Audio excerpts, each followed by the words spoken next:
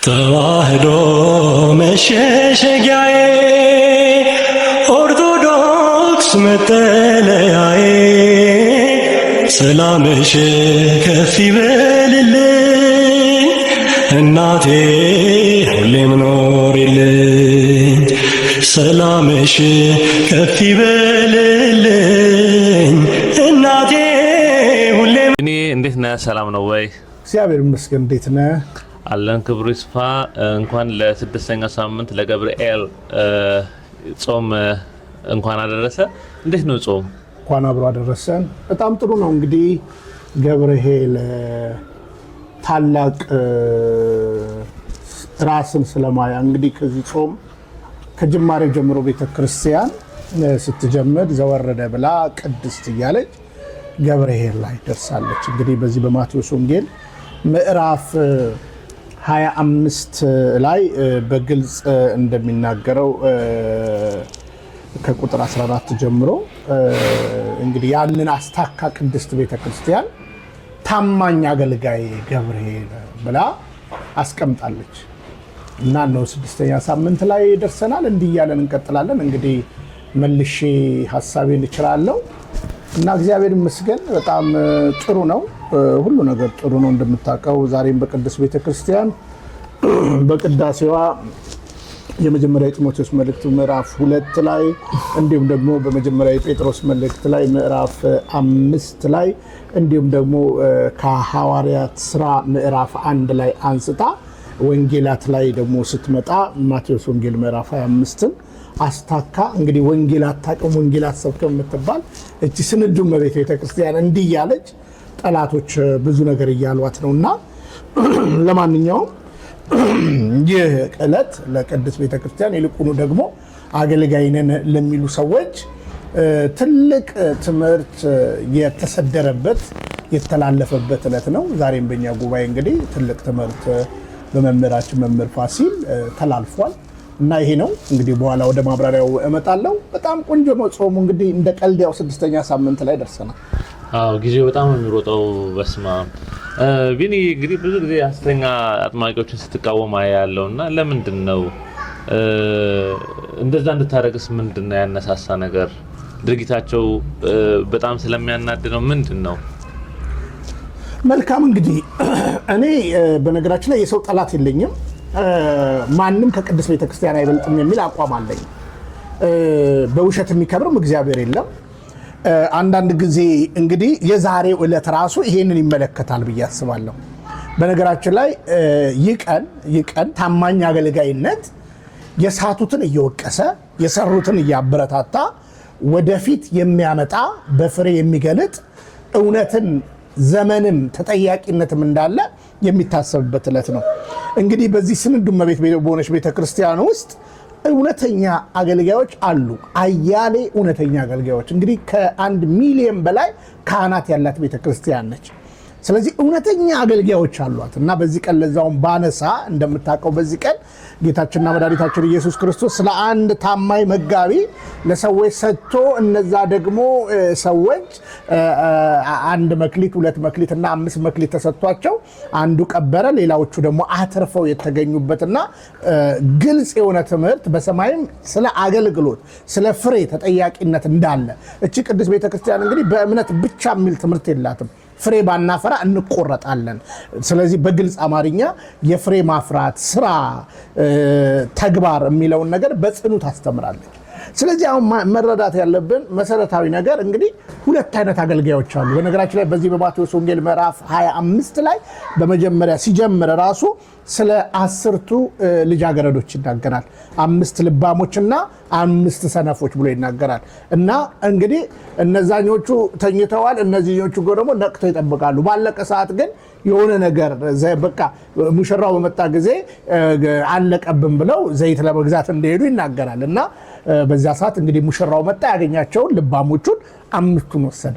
ከዛ በኋላ በማፋጨት እና አሁን በደንብ እንድትረዳኝ የምፈልገው በዚች ቅድስት ቤተክርስቲያን ውስጥ 2 አይነት አገልጋዮች አሉ። እንግዲህ በቅርብ ቀን እንደምታውቀው በጣም የምወደውና የማከብረው እኔም ቄደር ስወስድ በብዙ የሚመክሩኝ ከሚመክሩኝ መሃል አንዱ የሆነው መምህር ዘላለም ወንድሙ አለ እና መሰል አገልጋዮች በቅንነት ከንዋይ ጋር ያልተጎዳኙ ለግል ክብራቸውና ለግል ዝናቸው የማይታትሩ እውነተኛ አገልጋዮች አሉ። ደግሞ አገልግሎት ሲባል ደግሞ ራሱን የቻለ ነገር አለ። ምን ማለት ነው? አንድ አገልጋይ ቤተክርስቲያን ስለ አገልግሎት ያስቀመጠችው ነገር አለ። አሁን በቅዱስ ቤተክርስቲያን ዝም ብለህ ከመሬት ተነስተህ አገልጋይ ነኝ ስላልክ አገልጋይ አይደለህም ባይደው ወይ ማለት ነው። ስለዚህ በጥንቃቄ ነው አገልጋይነትን ቤተክርስቲያን የምታስቀምጠው ማለት ነው። ስለዚህ አሁን እንግዲህ መልካም አገልጋዮች የሚባሉት የሚያስተምሩ ብቻ አይደለም፣ መዝለፍም አለባቸው። አየህ፣ ዝለፍ ገስጽ ይላል መጽሐፍ ቅዱስም ማለት ነው።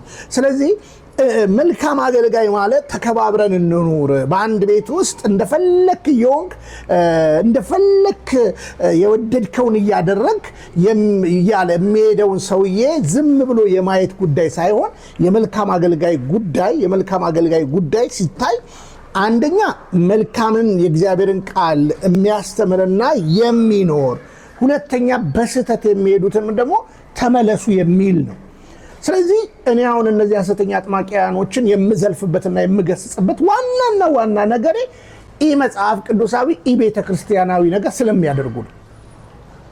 በመጀመሪያ ደረጃ ከክህነታቸው ብትጀምር ካህን ያልሆኑ ካህን ነንባዮች ክህነትን በተለያየ አታለው ከአባቶቻችንን አታለው ካህን የሆኑ አብዛኞቹ 2 እና 3 ሚስት ያገቡ በመረጃና በማስረጃ ነው ስንናገር የነበረው። አብዛኞቹ ለራሳቸው ክብርና ለራሳቸው ንዋይ እንጂ ለቤተ ክርስቲያንና ለቤተ ክርስቲያን ትምህርት ግድ የማይላቸው እንግዲህ ሰባኪም ሆነው እነዚህ ሰዎችን የማይገስጹ ሰዎች ይህ ቀን አይመለከታቸው። ይህ ቀን የታማኝ አገልጋይ ቀን ነው። አሁን ዛሬ የምንቀጥለው ከነገ ጀምሮ የምንጾመው ታማኝ አገልጋይ አድርገህ ቁጠረኝ። አንደኛ ስንኖር ታማኝነት፣ ስንዘለፍ ምክንያታዊን በሆነን እየገሰጸን ታማኝ ላልሆኑት ታማኝ እንዲሆኑ እያሳየን። ስለዚህ እኔ ለምሳሌ ዛሬ ራሱ 2 ቪዲዮ አይቻለሁ ከቅዳሴ መልስ ማለት ነው። ለምሳሌ አንደኛው ማነው አበባው ማለደ የሚባሉ አሉ። የሚገርም ነገር ለምሳሌ ነው መነገር ማለት ነው። ዛሬ አሁን ስመጣ ሰዎች ልከውልኝ ያዩዋቸው 2 ቪዲዮዎች አሉ። 2 ማሳያ እንዳሳይ ማለት ነው። አበባው 1 ሚሊዮን ብር ጉቦ ተጠየቅኩ ወደ አገልግሎቴ እንድመለስ አለ። እንግዲህ እኚህ አበባው የሚባሉ ሰውዬ ታሪካቸውን ብታጠና ምን ባህታ አስራት ዘንዶ ነው ምናምን ባህታ የሚባል ቦታ ላይ አገልጋይ ነኝ ብለው መልአከ ሰላም ተብለዋል። በነገራችን ላይ መልአከ ሰላም መምህር አበባው ማለደ የሚል መጽሐፋቸው ላይ አለ። እንግዲህ አስብ፣ መልአከ ሰላም ማለት በደንብ ስማኝ፣ እኛ ጋር ወደ መልአከ ሰላም አሉ አይደለ? ካህን ናቸው። ይሄ ሰውዬ ካህንም አይደለም፣ ዲያቆንም አይደለም፣ ምንም አይደለም፣ ከየትም አልተማረም። ብቻ የሆነ ጊዜ አንድ ጫካ ቦታ ላይ ቦታ ከለለና ከዘንዶ ጋር እየታገልኩ ነው ቤተክርስቲያን አሉ። ከዛ በኋላ ተአምር አደርጋለሁ አለ። ከዛ በኋላ ሴቶቻችን እህቶቻችን ላይ አይናቸው ላይ ምናምናቸው ላይ ጣዝማማር እየጨመረ ፈውሻለሁ እያለ ጸበል ፈለቀ እያለ የተለያየ ነገር ጸበል ሊፈልቅ ይችላል በነገራችን ላይ ማለት ነው። ይሄ ሰውዬ ግን ከዛ በኋላ ቤተክርስቲያን ዕውቅና ትስጠኝ ብለው ማንነቱን የአገልጋይ ማንነቱን በነገራችን ላይ ጌታ ጠርቷቸው 3 ዓመት ተኩል ካኖራቸው በኋላ ነው አይደለ ሂዱ ብሎ ያሰማራቸው አገልጋዮች ያላቸው ማለት ነው። ቤተክርስቲያንም አሁን ቀጥታ ስለ አገልግሎት የምትናገረው ነገር አለ። ድቁና ትቀበላለህ። ድቁና ከተቀበልክ በኋላ ካህን ትሆናለህ። መምህርነት እያንዳንዱ ፕሮሲጀር በቤተክርስቲያን ውስጥ ተቀምጧል። ለዚህ ነው ከ7ቱ ቤተክርስቲያን ሚስጥራት አንዱ ሚስጥረ ክህነት ተብሎ የተቀመጠው ማለት ነው። ስለዚህ ይሄ ሰውዬ እንግዲህ ካህንም አይደለም ዲያቆንም አይደለም፣ መስቀል ጨብጦ ተአምር ሰራለሁ ብሎ በዛ ቤተክርስቲያን 3 ሚስት ነው ያለው። አንደኛው እዛው ግቢ ውስጥ ምንድነው ያደረገው? ሆቴል እንግዲህ ለህሙማን ብሎ ሆቴል ከፍቶ ሚስቱ እዛ አንደኛዋ ሚስቱ የፈረንሳይዋ ሳይሆን አንደኛዋ ሚስቱ እዛ እየኖረች እዛ የምታበላ የምታጣ የምትነግር ሰው ነች። ከዛ ብዙ ነገር አለ። መጨረሻ በኋላ ታሰረ፣ ብዙ ነገር ሆነ። በቅርብ ቀን መተማ ላይ ነበርኩ ምናምን ብሎ ሲናገር ነበር። አሁን ተከለከልኩኝ። ቅዱስ ሲኖዶሱ ቋሚ ሲኖዶስ ወስኖልኝ አልተፈጸመልኝም። ለድምፅ እናስገባዋለን፣ በመሃል አሁን እናስገባዋለን። እንግዲህ እንደዚህ ብሎ ይናገራል ማለት ነው። ቅዱስ ሲኖዶስ ወስኖልኝ ነገር ግን እምቢ አሉኝ። እንደዚህ ብሎ ለብፁዕ አቡነ ሕርያቆስ በረከታቸው ይደርብን ቡራካቸው ይደርብን እንግዲህ የሚናገረው ንግግር አለ ማለት ነው። አሁን እንድታስቡ የሚያስፈልገው ይሄ ሰው አገልጋይ ነው ወይ በቤተ ክርስቲያን ትምህርትና ሚዛን ማለት ነው። ለምሳሌ ቤተ ክርስቲያን አጥማቂ የሚል የአገልግሎት እንትን የላትም።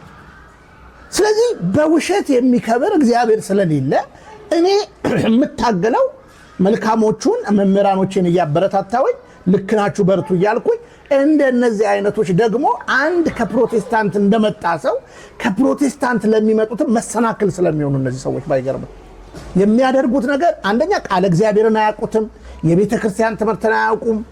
ዝም ብለው በውሸት እንደ ቃልቻ ቤት መንፈስ ወርዶብኛል እንዲበኛለሁ እንዲሆኛለሁ። እኚህ ሰዎች በየትኛውም የቤተ ክርስቲያን ትምህርት አላለፉ። ሳልጠይቅ ሳላወራ ከኚህ ሰው ጋር እንግዲህ ረጅም ሰዓት አውርቻለሁ፣ ግን ምንም መልስ የላቸው ባያውቋትም ቤተ ክርስቲያን እና ቤተ ክርስቲያን የጠንቋይ መሰማሪያ አይደለችም። ስለዚህ አሁን መልሱኝ ወደ ስራዬ ተብዬ 1 ሚሊዮን ብር ተጠየቅኩ ብለው ሰው በዚህኛው ማየት ይችላሉ። በዚህ ቻናል ላይ እንግዲህ በግልጽ የሚናገሩት ንግግር አለ። አየህ፣ ስለዚህ አንድ ሰው አገልጋይ ሲባል እንዲነግድ መክሊቱ ተሰጥቶታል ወይ? ቤተ ክርስቲያን እውነን ለመናገር በክርስቶስ ባገኘችው ኦቶሪቲ አባቶቻችን እኛ ቅዱስ ትውፊት ስላለን ሐዋርያው ቅብብሎች ስላለን የእውነተኛ ናቸው ወይ እነዚህ ሰዎች? አይደሉም። ሌላ ሁለተኛ ያየሁት የ10 ደቂቃ ቪዲዮ አለ። ቀሲስ ሄኖክ ነኝ የሚባል ደግሞ ሰውዬ አለ። እኔ እውነቴን ነው የምነግርህ ወንድሜ፣ ይህ ሰውዬ ከጅማሬው ጀምሮ ሾልኮ የገባ ነው። የሚያስቅና የሚገርምህ ትላንትና የተለቀቀው ቪዲዮ፣ አሁን የምታየው ቪዲዮ፣ እች ልጅ እናቷ አፍሪካ ሀገር ትኖር ነበረ። እንግዲህ በተለምዶ እንግዲህ አሁን እኛ የምንኖርበት ኡጋንዳ ነው አይደለ? ኡጋንዳው ማርኬት ብትወጣ የዘንዶ ቆዳ የሚሸጥ አታገኝም። በተለያየ ቦታ ላይ አለ። የአዞ የዘንዶ ቆዳዎች አሉ። ለምሳሌ የቀንዶች የሚሸጡ አሉ፣ መሰል ነገሮች የሚሸጡ አሉ። እና እናቷ በሰላም ያመጣችውን እንግዲህ የዘንዶ ቆዳ ለጌጥ የ100 ዓመት መንፈስ ተወጋ፣ የ100 ትውልድ መንፈስ ተወጋ ሲገበር የነበረ ምናምን ብሎ አየህ። ይህ አገልጋይ አይደለም። ሴትዮዋ ለምሳሌ ብሔራዊ ቲያትር አካባቢ ወይም ከፍ ብለ መብራቱ አለ አይደለ? ፖስታ ቤት ጋር ብዙ የካልቸር ነገር የሚሸጡበት ቦታ አለ። እዛ ጋር ያሉ ሁሉ ቆዳዎችን አመተ የነብር ቆዳ የምናምን አጋንንት ነው ብለህ ትጃጃላለህ። አየህ፣ እኔ በትምህርት ሳልመዝናቸው በቤተ ክርስቲያን ትምህርት ሳይመዘኑ በእውነትም በፍጹም ትትና ሳላናግራቸው አሁን የቅድሙ ሰውዬ ማናገራቸዋለሁ ብያለሁ አይደለ? መልሳቸው በግልጽ አማርኛ ተወይ ነው። በቃ ዲያቆንም አይደለሁም ካህንም አይደለሁም በፍጹም አይደለሁኝም። ዝም ብዬ ነው ማገ ዝም ብለህ እዚህ አታገለግልም። በነገራችን ላይ ዝም ብለህ የምታገለግልባት ቤተክርስቲያን አይደለችም። አሁን እኛውንም ሰውዬ ሄኖክ የሚባሉትንም በሜሴንጀር አናግሬያቸዋለሁ። ቢንዬ ተወንና አገልግል፣ አንተ ዝም ብለህ ተወንና። አየህ፣ ይኸውልህ ገብርኤል ታማኝ አገልጋይ ዝም ብሎ የሚያገለግል አይደለም፣ የሚገስጽ ነው። እኔ አገልጋይ ሆኜ አይደለም፣ ነገር ግን እንደ አንድ የቤተ ክርስቲያን ልጅ አየህ፣ ይሄ ነገር ልክ አይደለም። በቅድስት ቤተ ክርስቲያን ትምህርት ሲመዘን አንተ ታፍራለህ እኮ። እዚህ ህዝበ ምዕመኑ ይኸውና ቪዲዮን ይመለስ። ይኸው እንደምታየው የማይሆን ወሬ ከልጅቷ በሰማው ልጅቷ በቃ እናቷ በሰላም ጊዜ ገዛችሁን ከአፍሪካ መጣችሁን። ከዛ በኋላ ቆይ አንድ ጥያቄ ልጠይቅ። አሁን ለምሳሌ እኔ ቤት ፎቶዎች አሉ አይደለ? ወደ ጸሎት ቦታ ደግሞ ስታይ ደግሞ የቅዱሳን ስዕላት አሉ አይደለ? አንድ ነገር ፎቶ አሁን እሷ ቤቷ የተለያዩ የዘንዶ በነገራችን ላይ ማን የገፈፈው የሚመለክ ከሆነ ማን ነው? በነገራችን ላይ በእምታመልከውን አትገፈው። ባይደው በእምነት በአምልኮ ከሆነ እምታመልከውን አትገፈው። በነገራችን ላይ ሲሞት በክብር ነው የሚቀብረው። ይህን እንኳን አያውቅምና ማን የገፈፈላቸው እነዚህ ቤተሰቦች? እንደገና 50 ትውልድ ብሎ ይናገራል ይህ ሰውዬ። 50 ትውልድ ማለት በደንብ ስማኝ፣ እናቷን ያመጣችው ከየት? ከአፍሪካ ሀገር። አሁን ይሄ ሰውዬ እቺ ሴትዮ ለምሳሌ በዘር ይገናኛሉ ካመጣችበት ሀገር። ዘንዶ ባየው ቁጥር አጋንንት ብለህ ማሰብ የለም። እዚህ አሁን ለምሳሌ ቱሪዝም አለ አይደል እንዴ? ዘንዶ እናያለን። አዎ ዘንዶ እናያለን። ዘንዶ አጋንንት ነው እንዴ? ዘንዶ እኮ እንስሳ እኮ ነው፣ እግዚአብሔር የፈጠረው እኮ ነው። ስለዚህ ምን ልል ነው? በመጀመሪያ የዚህ ቀንን ትርጉም አሁን ለምሳሌ ገብርኤል ታማኝ አገልጋይ፣ አሁን ይሄ ሳምንት ታማኝ አገልጋይ ሆነን እንቀጥላለን እየጾምን እየጸለየ። አንዱ ግን ታማኝ አገልጋይ እውነተኞችን ማበረታታትና ሐሰተኞችን መግለጥ ነው የአገልጋይ ተግባር። ስለዚህ በዚህ ሳምንትም አሁን ሐሰተኛ አጥማቂያንን የምንገልጥበት ሳምንት ነው። ሳምንት ጀምረናል በብዙ ማለት ነው። ሌሎቹንም ብታነሳቸው እኛ ቤት የሚነሱት ሰዎች ከነዚህ ሰዎች የተናነሰ ታሪክ የላቸውም። ቤተ ክርስቲያናዊ ልምምድ፣ ቤተ ክርስቲያናዊ ትምህርት ነው የሚያስተምሩት። በዛ ነው እየተቃወምናቸው ያለው። ስለሆነ ያልሆነ ነገር ይዘን አይደለም ስንናገር የነበረው። አሁን ለአንዳንዱ ሰው ማምላክ ወላዲተ አምላክ ስለተጠራች እናቴ ስለተጠራች ትክክል የሆኑ ይመስላሉ እነዚህ ሰዎች ማለት ነው። ኔቨር። እንኳን ማምላክ ወላዲተ አምላክን እኮ ክርስቶስን ኃያሉ አምላካችንን እኮ እየጠራ የሚመጣ እኮ ሐሰተኛ እኮ አለ። አየህ፣ እንኳን እናቱን ልጇን አምላካችንን እየጠራ። ለዚህ ነው ከሐሰተኛ ክርስቶስ ተጠበቁ ዋኖችን እስከሚያስት ድረስ። ግን እኛ ኦርቶዶክሳውያን በማምላክ አትምጣብን። ስለዚህ በማምላክ አትምጣብን ማርያምን እንዲሆኜ በዛሬ ባህታ ማርያም ነች ምናምን እንዲህ ብሎ ካልመጣ ምን ብሎ ነው የሚመጣው ማለት ነው። ስለዚህ ባጭሩ ይህ ሳምንት የእውነተኛ የታማኝ አገልጋይ ጊዜ ነው። ይህ ጊዜ እንዴት እንኑረው? መጻጉዕ ስንል፣ ቅድስት ስንል፣ በእያንዳንዱ ነገር ቤተክርስቲያን ታማኝ አገልጋይነታችን ዝም ብለን ስላስመሰልን ሳይሆን ውሸተኞችንም በመቃወማችን ታማኝ አገልጋይነታችንን ማሳየት አለብን። እኛም ውሸታም ከሆነም በመረጃ መገለጥ አለብን እና ይሄ ለቤተ ክርስቲያን አሁን ለሰውዬ መስቀል ጨብጦ ነው እንዲህ አይነት ውሸት ቤተ ክርስቲያን ላይ የሚሰራው። አሁን ሰው ምን ይላል? እግዚአብሔር ታምር ሰራ። ልጅቷ ራሱ ውጣ ሲባል አጋንንቱ የሚያወራው ነገር የልጅቷን ታሪክ ነው፣ ውሸት ነው። እኔ ደግሞ ጅል አይደለሁም። ገባ? እንዲህ አይነት የቤተ ክርስቲያን ትምህርትም የለም፣ እንዲህ አይነት የቤተ ክርስቲያን ልምምድም የለም እና ይህ ሳምንት ትልቅ ሳምንት ነው። ይልቁኑ ደግሞ ታማኝ አገልጋይነታችን ሐሰተኛ አጥማቂያንን በመቃወም አሁን ግርማ አሜሪካ ሄዳል ሰሞኑን። እንግዲህ እንዳልኩ የእሱን ራሱ ፖስተሩን ብታየው ምን ብሎ ነው የሚናገረው? ምግብ፣ ሻይ፣ ቡና፣ ምግብ በገንዘብ ካሽ። ከዛ ፕሮግራሙ የሚደረገው የት ነው? ወንዝ ዳር ፓርክ ውስጥ። አየህ፣ ካህን ከሆንክ አንተ ፕሮግራም የምታደርገው የት ነው? ቤተክርስቲያን መቅደስ ውስጥ ነው። ስለዚህ እንደዚህ ነው እየገለጥናቸው ያለ ነው። አንድም የምናፍርበት ስራ የለም። እንግዲህ ታማኝነት አየህ፣ የመጨረሻው ሰው አንተ እንዲህ ነህ ብሎ እነዚህ ሰዎች እዛ ስለማይሸለሙ እዚህ እናጭበርብር እያሉ ነው።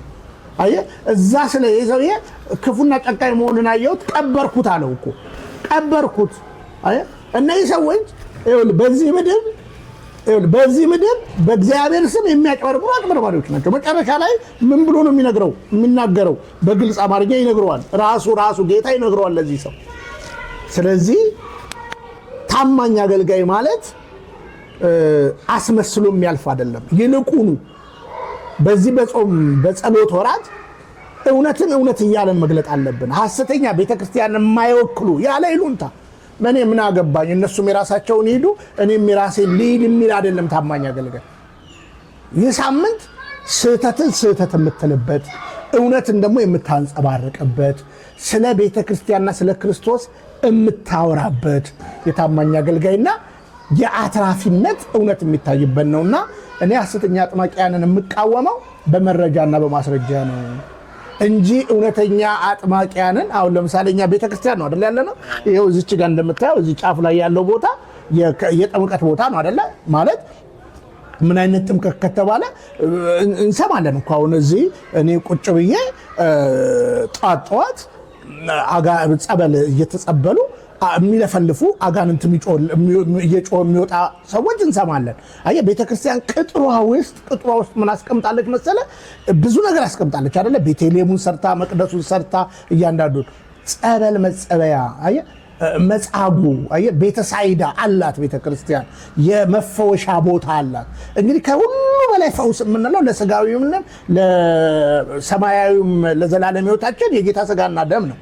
ለስጋ ፈውስ ግን ለምሳሌ ለጭንቀት ለተለያየ ነገር ለስጋ ፈውስ ጸበል ተጸበሉ ብላ ቤተክርስቲያን ታስቀምጣለች። ያ ብቻ ሳይሆን በ40ና በ80 ቀናችን ደግሞ የምንጸበለው ደግሞ የኃጢአት ስርየት የምናገኝበት የዘላለም ሕይወት የምንወርስበት ያመነ የተጠመቀም ስለሚል ያማል እንዲሰድር አስቀምጣ በላቫጆ ውሃ ህዝብ እያስጨነቅ በየፓርኩ ኑና አጥባቂ የሚል ቤተክርስቲያን ፊልድ የላትም። ካህን ሁሉ ስልጣን አለውና በዚህ ነው እየተቃወመ ያለ ነው።